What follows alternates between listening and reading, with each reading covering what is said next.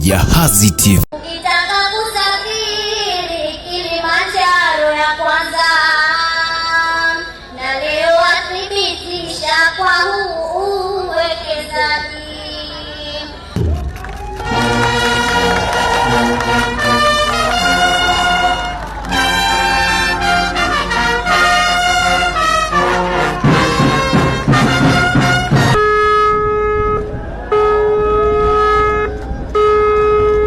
Sekta ya usafiri wa baharini ni sekta muhimu sana katika maendeleo ya uchumi wa nchi yetu, ambapo zaidi ya 90% ya mizigo inayotoka na kuingia nchini inapitia baharini.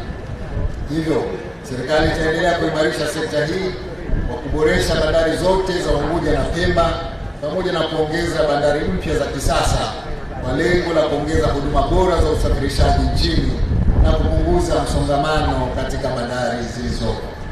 Mabadiliko makubwa ya sera, sheria na miongozo ya uwekezaji nchini yametoa fursa kwa sekta binafsi kushiriki kikamilifu katika kuendesha shughuli za biashara zenye ushindani.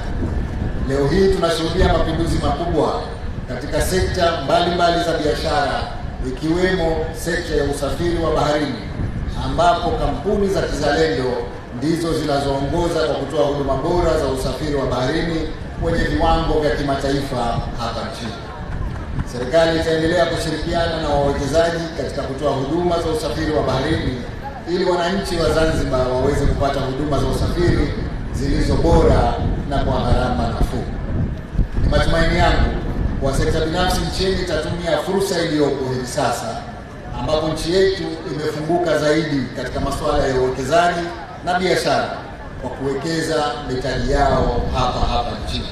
Napenda kumalizia hotuba yangu kwa kuwahakikishia wawekezaji ndani na wa nje kwa serikali itaendelea kuweka mazingira bora ya uwekezaji nchini na kutoa vivutio vya kodi na kuondoa urasimu.